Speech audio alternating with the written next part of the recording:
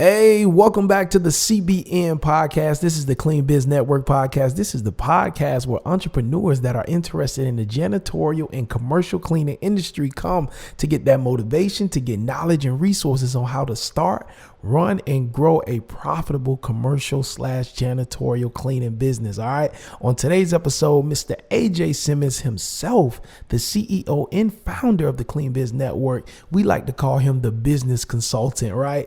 He is going to talk about the real cost of running your business. Stay tuned. Here we go.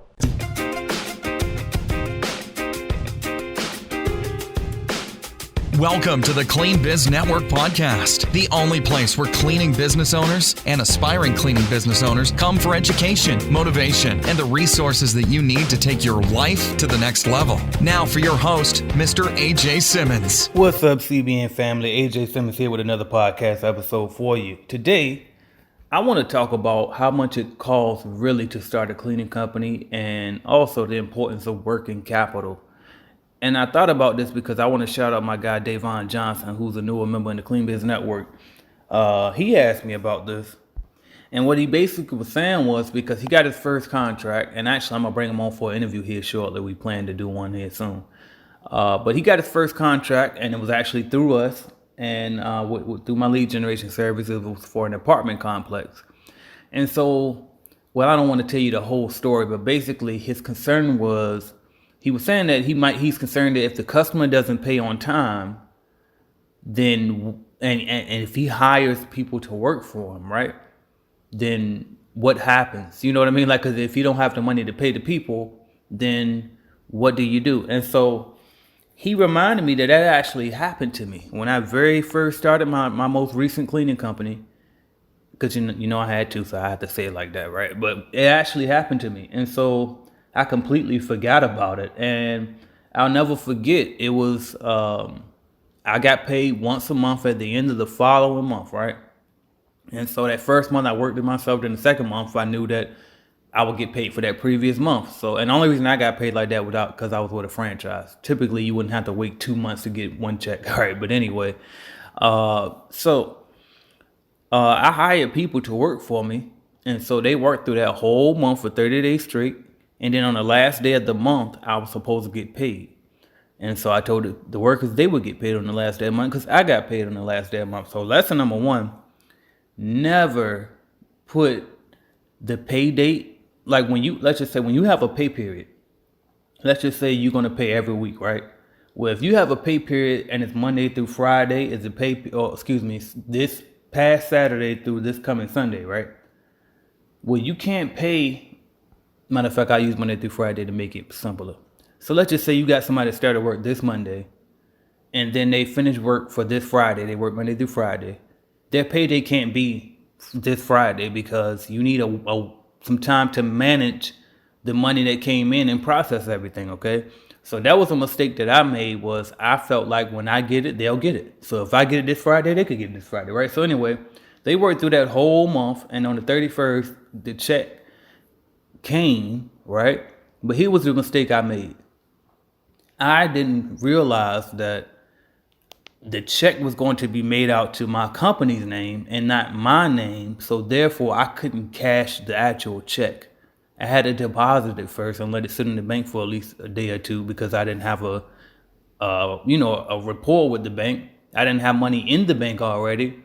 So in order for me to get the money out, I had to deposit it, let it process first, and then I can get money out of it. So I had I had two people working for me. I had my two employees meet me, and there was one guy I met from Craigslist and my cousin. And so they meet me at the bank, and then I have to walk out the bank and tell them and explain the situation basically, because that's the way I get around everything. When I make a mistake, the best thing I can do is tell the truth. And I know it might make me look bad in that moment, but it's like at least people will understand what happened and not hold it against me, right? And so I just explained to them, listen, I'm new at business. I apologize. You know what I mean? And they could understand, at that time, I'm in my young 20s, my mid 20s, somewhere around there. And I'm hiring guys who are my age. And so they were able to sympathize with me. They was like, okay, that's cool. We'll wait till Monday or whatever day it was.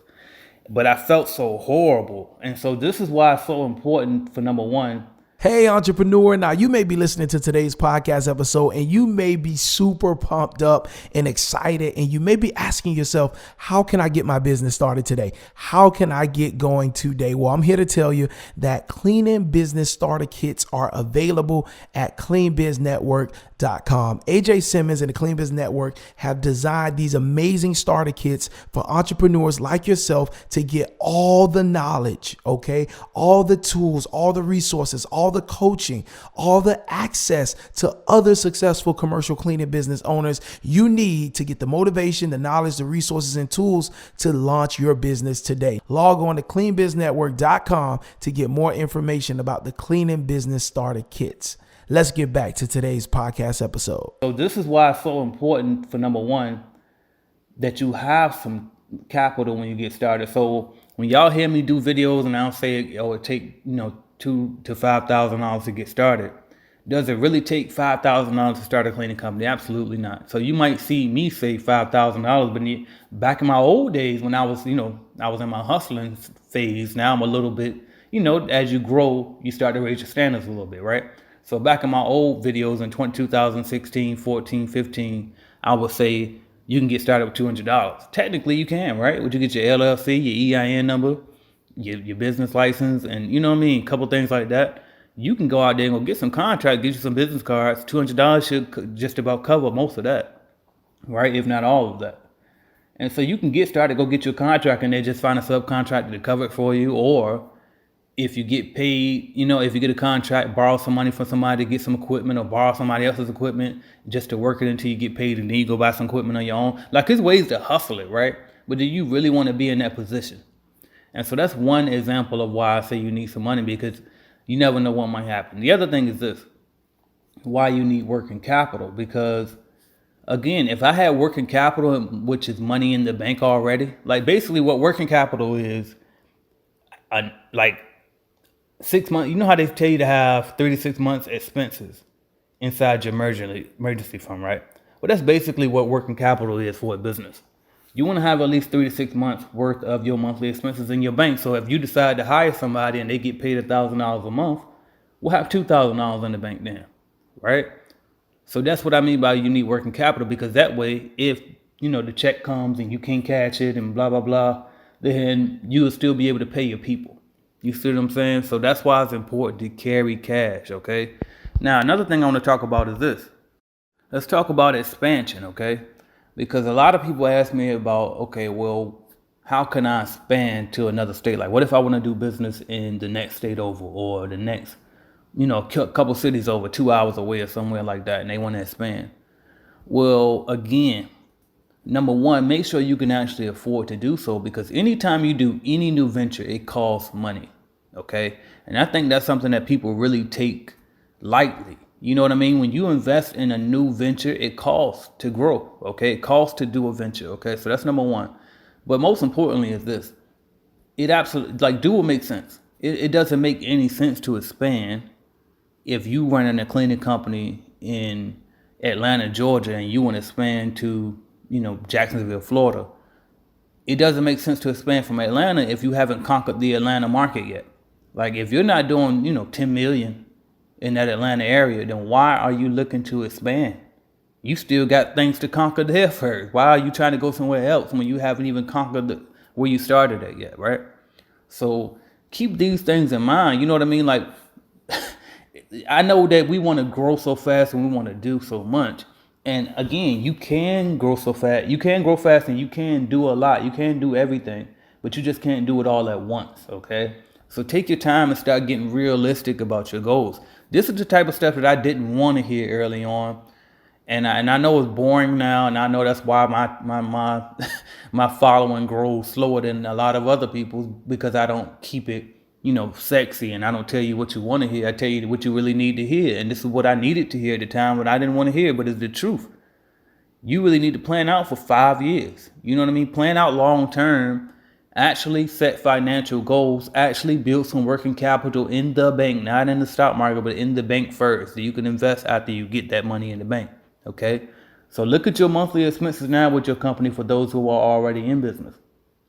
If you know you paying out $3,000 a month every month in employee overhead, Then you know you got a certain amount for gas allowance, and then you got a certain amount for restocking supplies and stuff. You know what I mean? What else we got? Ain't too many overheads in this business, but you got your bookkeeping fees every month or something like that. Add that all up. If it come to $5,000 a month, then at least get 10 grand in the bank first before you start trying to invest in other things. At least 10. Now, if you really want to roll, put 25 in the bank. Get $25,000 in the bank cash. And then once you have that, you got that security there. Then you go invest into other passive streams of income or another venture if you want to do another venture, right? But I don't recommend not having that, because I'm telling you, they say another wave of COVID is coming again. And I know that a lot of people capitalized in the cleaning industry when COVID hit because you got into disinfectant. But there were a handful of cleaning companies out there who struggled because of it, because of the type of contracts that they had, right? So when the school shut down and they'd say, hey, we can't pay our monthly payment anymore, you know, or the restaurant shut down and said, we're doing delivery only, we can't afford to keep you coming. Oh, we don't need you coming in every day anymore. You have to be prepared for these things, right?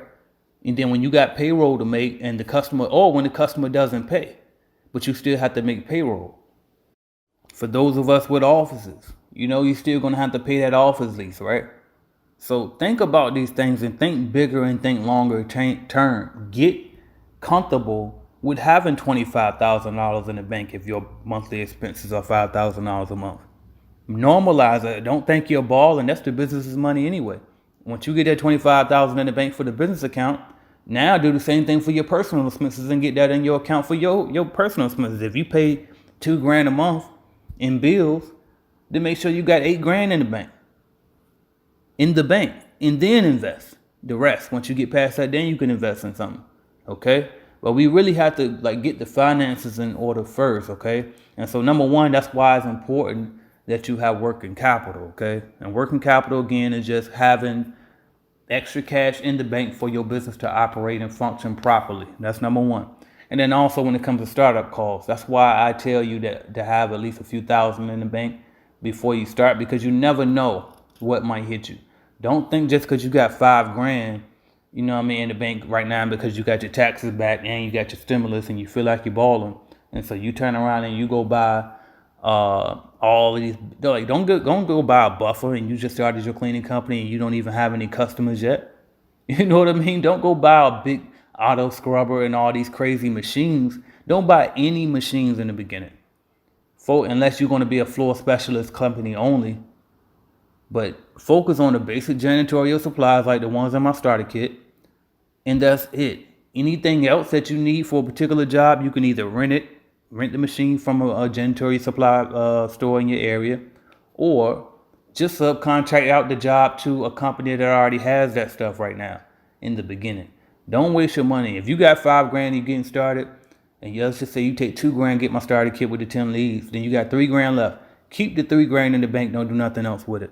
That's your working capital, because you don't have any overhead right now, right? You ain't really paying no bills yet. Then once you get a contract, let's just say you get you a $1,000 a month contract. Okay, bam, now that $3,000 is in the bank, and that was your working capital, because if you get a $1,000 a month contract, you pay somebody $500 to clean it, you keep $500 of it. Now you got you got working capital in the bank now. You see what I'm saying? Now you can stack on top of that. Now you can invest in so when new money start coming in, you can pay for whatever marketing system that you use to get that first contract. Now use that new money to pay for the same marketing strategy to get another one, and get another one, and get another one, right? And just keep reinvesting in the company. And then next thing you know, you got more income coming in, you got more employees working for you, you got bigger working capital, and now you got money to actually invest in stocks and other passive streams of income, real estate, whatever you want to get, right?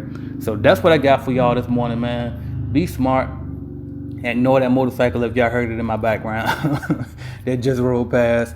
But be smart with your money, man. And again, do you need to have all of this money to get started? Absolutely not. I didn't have it. You know what I mean? I figured out. So if you are on a shoestring budget right now and you just want to get started, you're just going to have to figure it out. Do that. But make sure that when you do that and when you finally do start making more money, don't increase your expenses. Keep those expenses low, your personal ones in particular. Okay?